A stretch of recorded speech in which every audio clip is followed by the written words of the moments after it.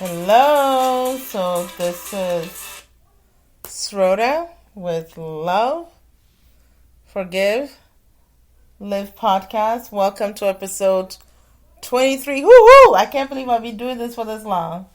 I'm excited to dive into today's stuff. People have asked me a bunch of questions and I thought I would address them. So, anyways, I hope everybody had a good week and thriving. And even if you're not, there should be something in your life that's thriving, because the times that we're in, we're all struggling with all kinds of difficulty because of the coronavirus and how different our lives have changed. And I'm sure it's been quite an ordeal for a lot of people because it's lasting this long. I think we are all surprised because we expected it to be gone by now, but it's lingering. And of course, us in the U.S., it's kind of a shock to us that it's taking this long for us to get a handle on it. But I still believe that eventually it will be handled. Those of you around the world who are not experiencing the difficulty that we are in the U.S., I'm glad you guys are doing well. Just keep us in mind and pray for us and hope for the best for us, because we are all in this together. Whether we are in a different part of the globe or not, we are all working towards existing, surviving, living, loving the people that we love, and understanding that we are part of the human race and we are all wanting the same thing: to be able to breathe, to be able to laugh, to be able to be with our loved ones and not have fears of losing one another. But I'm an eternal optimist. I would always believe we will come out of this. And guess what? I can't think of anything else. Anything else is not an option. For me, survival is an option. This is the only option for us to think positive, work towards our health. Making sure that we are taking care of ourselves is the most important thing. And of course, being mindful of how we treat one another. I think this time in particular in our lives, we must become really self-aware about how we treat one another. We should try as much as we can to be compassionate towards one another, kind towards one another, and of course loving towards one another, because time is of the essence. We cannot waste our time on frivolous things. We cannot waste our times on things that do not serve us. And if anything is draining us energy-wise and emotional-wise, and of course physically, we should always take the time to notice and ask ourselves, what can I do to make me feel better so that I can give of myself for others? Because if we can't serve humanity, if we can't serve a greater cause, then I don't really think we're living much. Because our lives are really not our own. We were created for a certain purpose. So we must start working towards discovering that. And of course, that purpose must serve humanity, must serve the masses, not just me, myself, and the one that I see in the mirror. Just saying. So this time in our lives, I think it's important that we take the time to really relate to, how do I give of myself? How do I serve more? How do I volunteer my time to do something good? Because when you do that good, it feels good and it feels your soul. It makes you feel whole. It makes you feel like, wow, I can contribute something in this world. I don't have to sit around and say, it's all about me. Okay? So today's topic, first of all, if you have anything to ask me or talk to me about, or you have a topic you want me to try and address, or you have a question about, please contact me at love, forgive, live at gmail.com. Love is spelled as LUV. The next word, forgive, the first four is actually the number 4. So LUV, the number 4, give, GIVE, live, LIVE, at gmail.com. Okay? So that's the email that you could always reach me on. And shoot, just talk about what you need to talk about and what you need me to address. Okay? Now, today's topic, how do I put this? It's a few questions that people have asked me. And I decided I will start tackling it. One is, how do you forgive your family? Because this is blood. Number 2, how to keep your boundaries in regards to family overriding your boundaries. Number 3, how do you teach your family to stop treating you badly? And number 4, what to do when you have not, what to do when you have nothing more to give and yet the family still wants from you. When I heard this question asked, my heart sank for that person. And I could feel the pain for that person. And I still feel their pain right now because I could see the hurt in their face. And just talking about it right now makes me feel like crying for them, because I realized that they felt burdened, they felt overrun, they felt exhausted, and they wish their family could see and hear what they're dealing with. You know, coming from a culture that puts a lot of responsibility on firstborns, be it female or male, firstborns have an extremely difficult task to not head the family, but there's a lot of responsibility. I'll put it that way. I know there are other cultures in the world that puts a lot of responsibility and emphasis on firstborns, but I know our culture is heavily on that. And listening to that person, my heart goes out for her, and I just wish I could just hug her and hold her and tell her it's going to be okay, and let her know that she needs to have a talk with her family. But even that would be hard. I just listened, because as friends, that's what we are supposed to do.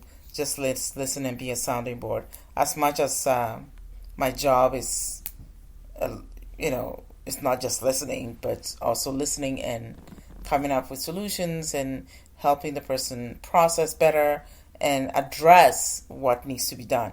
But anyways, I'm diving into my 4th question. So I think I'll go in a chronological order. I get excited about topics and I jump into it. I literally dive into it, and I was like, oops, I think that's not the way it's supposed to go. I've got things organized. Let's follow that. Anyways, without further ado, I can go on with the first question. The first question was, how do you forgive your family? Okay, how do you forgive your family? First of all, like I noted earlier, family is blood. Family is blood. And you always heard the phrase, blood is thicker than water. Yes, I agree. However, we cannot decide that because blood is thicker than water doesn't mean that we shouldn't honor blood. We shouldn't respect blood. We shouldn't love blood. We shouldn't elevate blood. Okay? I hear this so all too often where we say blood is thicker than water, but when you see and listen and watch how blood treats blood, oh my gosh. Sometimes we treat blood worse than we would treat our enemy. That's what I don't get. Blood is going to be there no matter what. Blood will be blood because blood binds us. But we must be mindful of how we treat blood. We should be cherishing blood. We should be grateful for blood. To know that that family member is a part of the solid clan, the society, the tribe, the community. That's why it's 10 times more painful when blood betrays blood. It's hurtful. And we cannot look away from it. So it's very important to understand that as family's blood, it's always important to have to deal with them no matter what. Because we can't run away from your family. You can run, but you still keep coming back because stuff happens. Family gatherings, you have to be there and deal with them. So you have to know how to navigate that whole relationship. Learn to navigate it so that you're not burning when you're with them, or you're not drained, or when you're with family, you begin to feel like you need to shrivel up and hide. That is not an option. Because I know some people, they will go, when they go near blood or their family, by the time they come to their significant other, they are fully loaded with war. Fully loaded. Ready for war against their spouses, their children. Because when they went to see their family or their blood tore them down, ripped them to shreds. Where they are on the floor. So they start looking for something to pick them up. And that thing they look for something to pick them up, instead of going to their spouse and speaking of what they need from their spouse, they attack their spouse, believing that if they attack their spouse, they will be feeling better about themselves. They would repair the tearing down that their blood did to them. Which blows my mind. And I'm like, wait, how? They weren't even there. It wasn't even about them. This is why that happens. When blood tears them down, they become too scared to stand up to their blood, to stand up to their family. So when they come home, they see their spouse as a soft target. So then they decide to bully, attack, ridicule, and pull them down. And pull those family members, like their spouse and their children, down. And it's all because that person is reacting to the tear and the pull down they got from their own blood. Here's a message from our sponsors. Bye. Okay, so when they get pulled down like that and they feel so helpless and angry, their spouse needs to be able to be ready. Because when they come, they're going to rip them to shreds.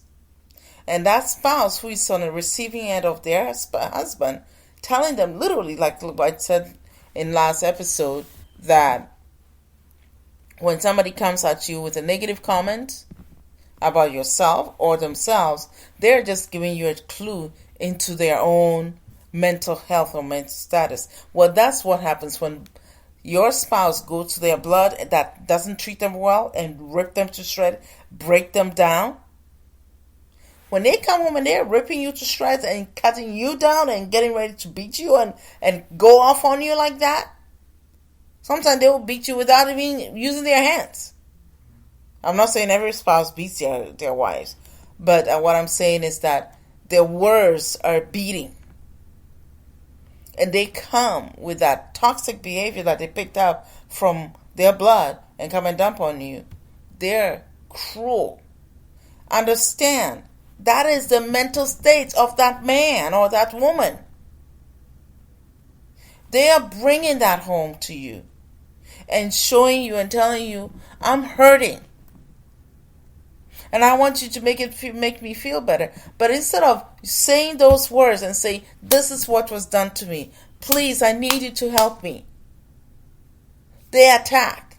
And that attack is a clue for you to see into their mind or into their hearts what they're struggling with. Well, of course, a lot of times when spouses encounter that, they get on the defensive too. Say, hey, I didn't do this.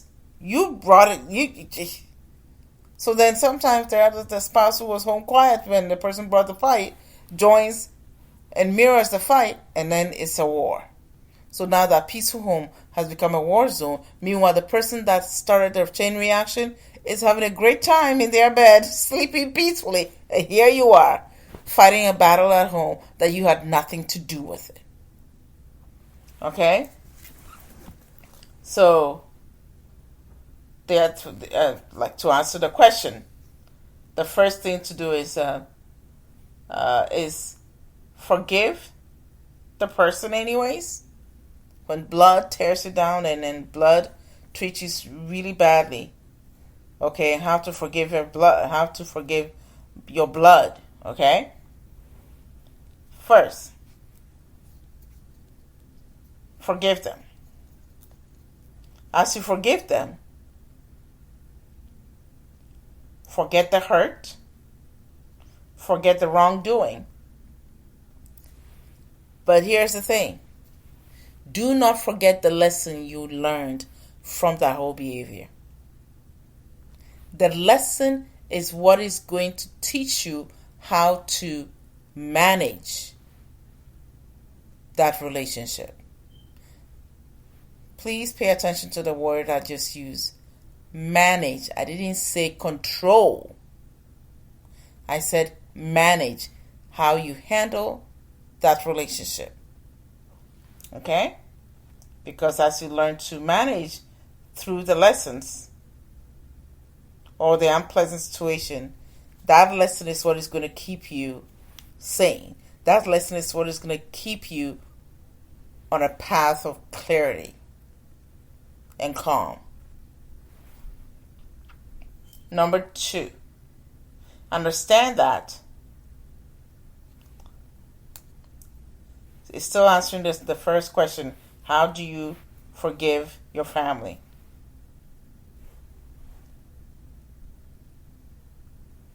Understand that they're only capable of meeting you on the surface or loving you on the surface where they are. If they're not willing to love you deeper than what you expect them to do or what you expect to give, understand this. It's okay. That's where they are. Match that. That's how you protect your energy. That's how you protect your heart and not allow it to be trampled on or messed with every single time. It's not healthy for you. It's really not. You know, every time you go and deal with your blood or your family and you come back ready for war in your home and your blood pressure is up, you're messing up your family. Understand this.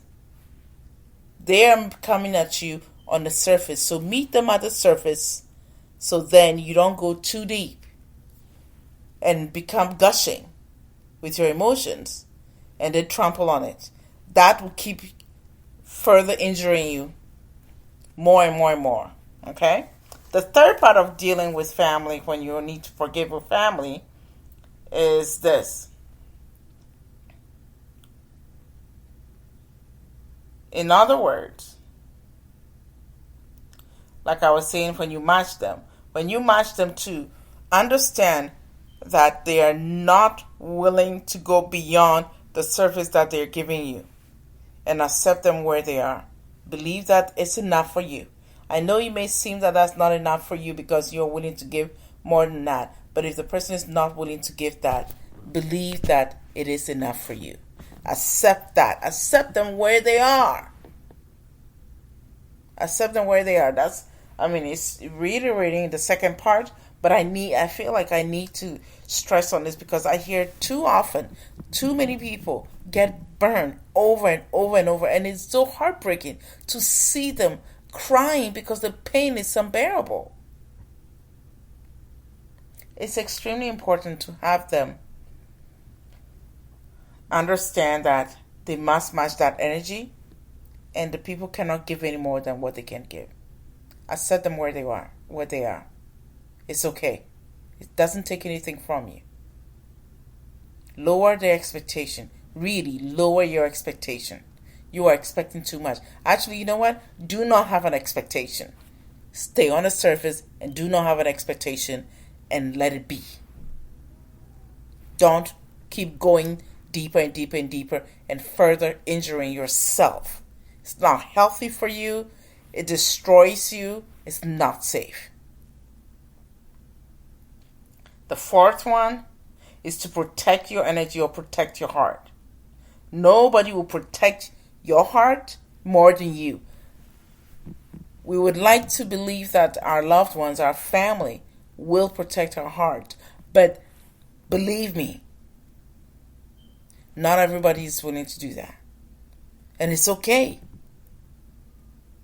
Understand who, that's what I'm always saying. Learn who you're dealing with. Learn your family. We were put together for the lessons to be learned. So learn it so you can move on. Okay? Protect your heart. And nobody's going to protect your heart but you. And if you don't protect your heart, I promise you keep getting hurt. And it's painful. I'm trying to spare my brothers and sisters this. I love all of you all. But protect that precious heart of yours. Because that will put you into toxic. And when it puts you into toxic, it is not safe. Any kind of a toxic relationship makes you sick. Research shows it. Read it yourself. And especially if it's coming from your blood, from your family, it's especially painful. I have heard countless people lose their lives for chasing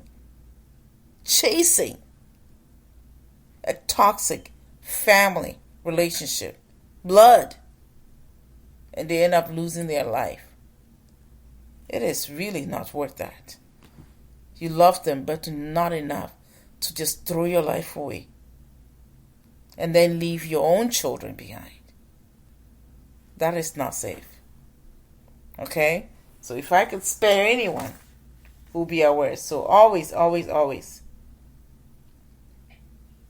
And when they come at you, number 5, if they come at you wanting more than what you don't have, oh my gosh, understand that it's enough. Give what you can. Okay? Question number 2. How to keep your boundaries in regards to family? Well, that's a tough one. How to keep your boundaries with family? How about this? This is what I found in my work. Set the boundaries. Even if you never had boundaries with family before, it's actually extremely healthy to call your family. Sit down. Talk. If you're not the type of family that talk, write that letter. If you cannot write that letter and it can only be done in a phone call, get it done. Let them know this is what you're willing to do. This is what you can afford. This is how far you're willing to go. Know your own boundaries. Remember, it goes back to the same thing, the self-care and protecting the self. Because if you cannot do this for yourself, how can you do anything to anyone. How can you give anything to anyone? So know thyself enough to know where the boundaries are. Set it. And be firm about it. Be real about it. And the moment you start doing this is the beautiful thing about this. The moment you start setting boundaries, you start getting more respect from your family. That's the beauty. Oh, I get excited about that. They notice that you mean business. So they start respecting you for it. They may not take you seriously in the beginning. They think, oh, you're trying to act bougie and all that. This is not bougie. This is called protecting the self. Self-care. Boundaries. Once you learn that, I'm telling you, it trickles into so many things. So the moment you start doing that, they start taking you seriously. Okay? And be firm about it. Do not wishy-wash your boundaries. When you send your boundaries, make sure it's firm, make sure it's clear, and next time people are coming at you, go at them where you know you can. Settle where it should be. Don't push. Don't push it so then it becomes muddy. Where the boundaries are blurred. Well, you know what? When you do that, you lose self-respect. When you do that, they don't take you seriously. All the hard work you've done to set it becomes null and void. So now they walk all over it again. And you're back to square one. It's not worth it. So be extremely firm. They'll take you seriously.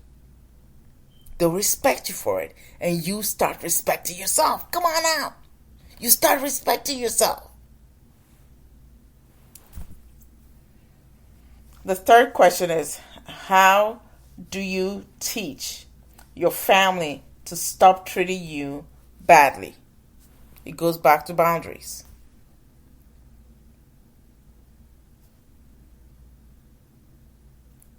Put up your boundary as to what you can accept and what you will not, and your family will not treat you badly.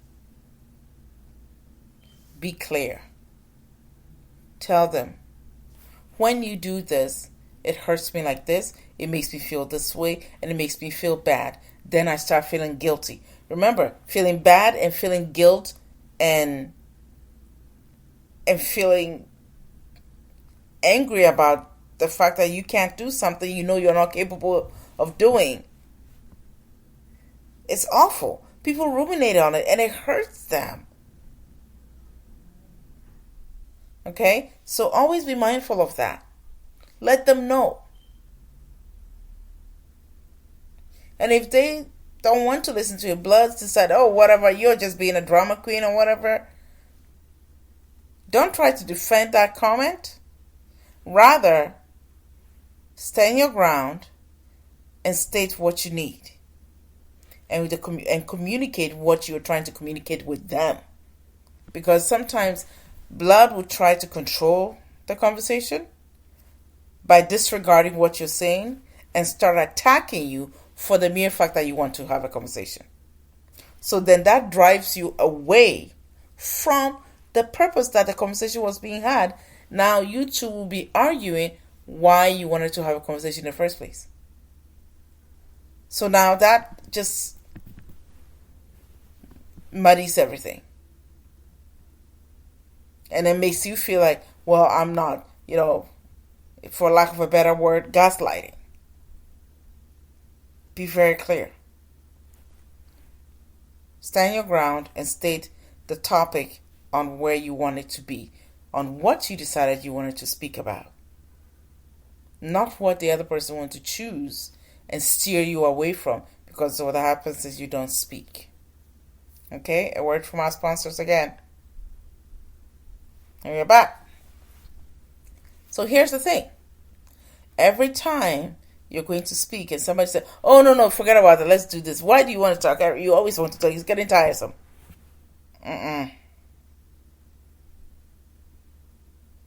Keep it calm.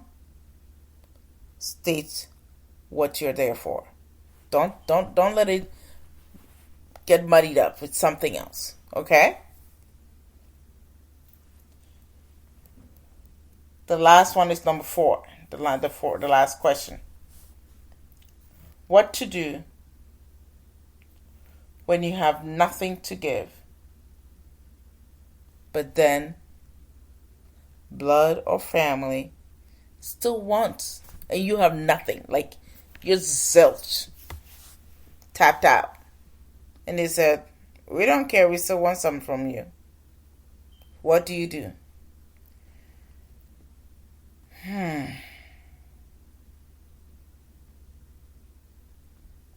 I'll take a deep breath on this one, because I've heard that and seen that before, and it's heartbreaking.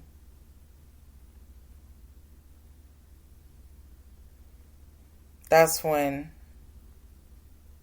I've seen a lot of people go and borrow,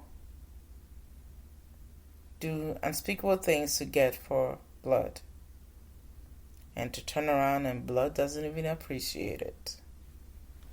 They just go, that's all you can do? Oof! I watched something years ago, I think it was on WhatsApp,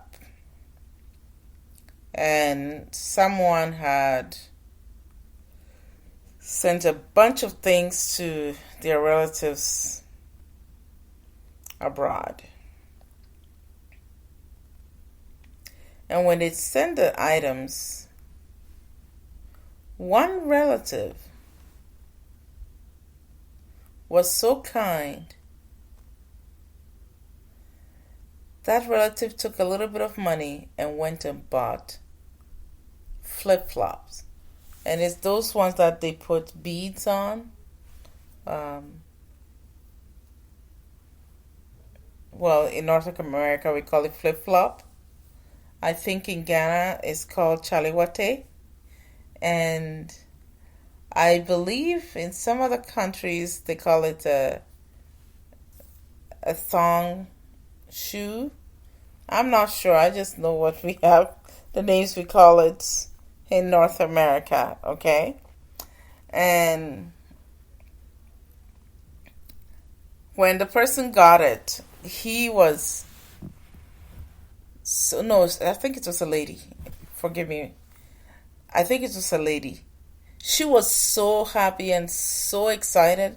She made a WhatsApp video about it and it went viral and I watched it. And when she was speaking with the emotion that she was speaking about, how grateful she felt getting that little present.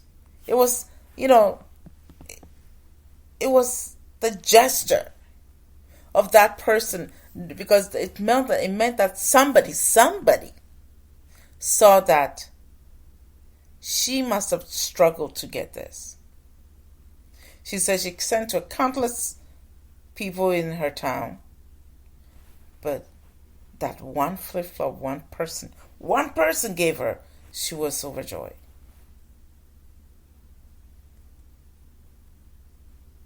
She felt her heart swelled up. She wanted to give even more. That was what happened. So sometimes when you have nothing to give, and blood says they still need, my answer to this question is this. Take a deep breath and then figure out, what can you do? Communicate that to your family. Be honest. Be as raw as you can, because sometimes that honesty, the raw honesty, can go a lot farther than lies or pretense or trying to come up with some stories. Okay? That's how you can reach your family and let them know, hey, I'm kind of struggling here. I'm trying to just hold it by my bootstrap. I can't promise anything, but give me some time. I need a little break right now to get me going, to get my thoughts in place, or to work, to get my thoughts in a place where I can manage to come up with something. Right now, I feel like I'm under the pressure of all the stress that I'm dealing with here. I feel like I'm being crushed. And right now, adding what I have to deal with what you need, it's a little jarring for me, so please give me some time. That's what I'm saying. Be as raw and honest as you can. The moment you do that, you'll be shocked.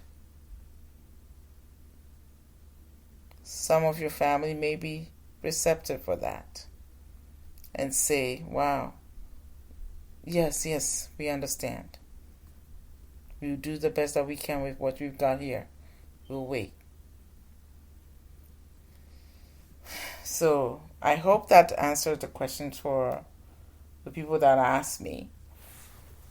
And I hope it provided something much more tangible and practical for dealing with blood, family, the people we grew up with, okay? And then, of course, the last part is give only what you know in your heart, what you have, and what you can give, truly. Because I think that it comes back to that honesty. Give truly what you have in your heart. You've searched and then you realize, you know what, this is truly what I can.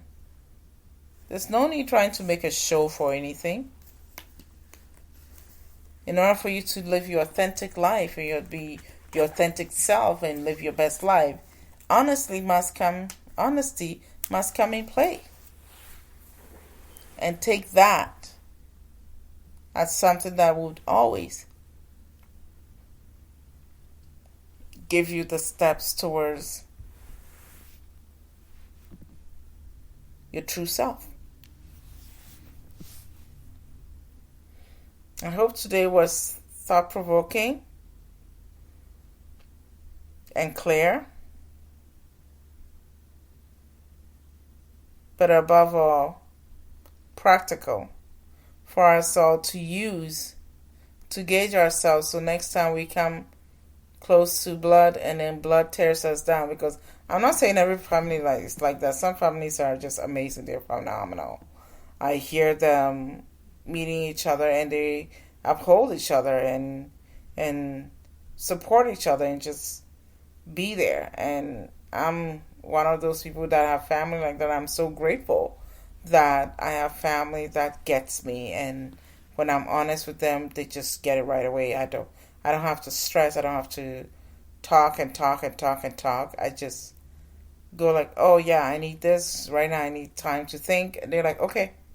Nobody asks any questions, and like I said, I'm a firstborn, so I know how that is. But it's beautiful to know that my family has my back, and I can really communicate what I need when I need it, and then so we are very much aware of each other's space and needs. And I'm very grateful for my parents raising all of us that way and giving us the chance to be real. And it may sound crazy to say that, but being real is oh my goodness, important, extremely important.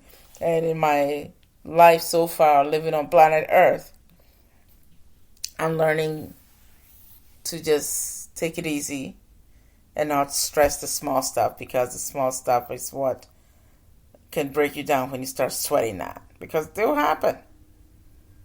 And then figure out how does that fit in the big picture, okay? So I'm grateful that I get to talk to you guys every week for a week. Oh, by the way, we on. Okay, I get excited and I start foaming down the mouth a bit where I'm not able to speak. Forgive me.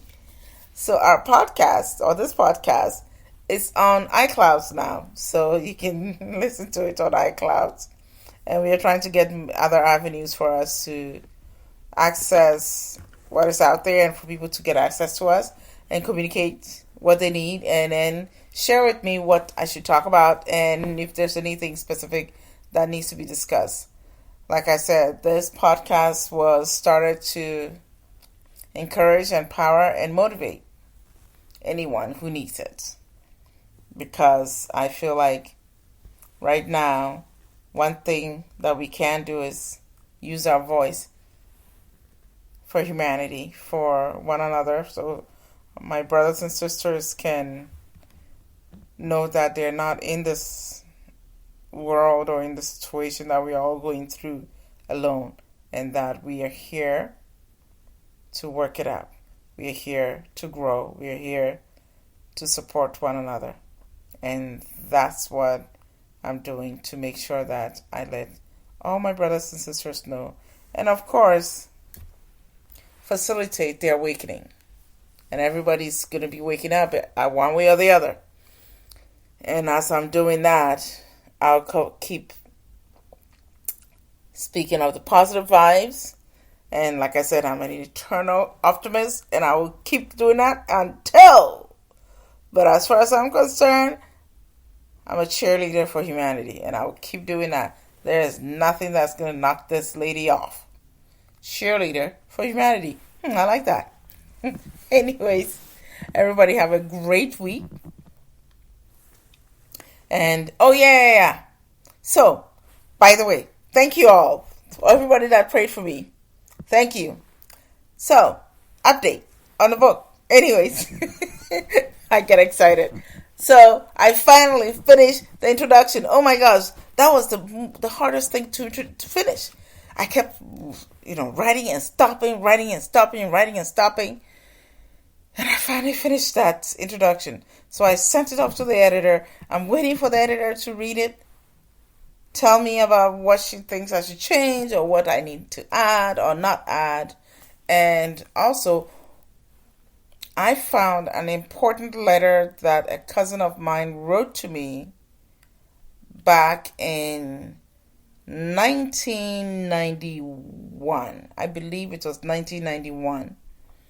And this was a cousin that I remember saw me in a boarding school that I was going to at the time. And he just came to me randomly and said, I know you. And he goes, you and I are cousins. I'm sure we are related. And I was like, I've never met you. I don't even know you. Your name is not even sound like my name. It turns out that cousin was truly my cousin, because my father went and visited them in their home. And he was like, I knew it. So he wrote me a letter. And I found that letter then. And actually, no, I said I found it in one of my old albums from the 90s. And I got excited. I was like, okay, this is going to go in the book. And then a picture of my first apartment. It was a studio apartment. And I found that it's also going in the book. So the book is coming well. It's going well, I should say. I'm excited. But without further ado, I will talk to you guys next week. Thank you. And have a great week, everybody. I look forward to talking to you next week. And this is Rhoda Aglago from Love, Forgive, Live podcast. Have an awesome week, everybody. Talk to you again next week. Bye. Love y'all. And be kind to one another.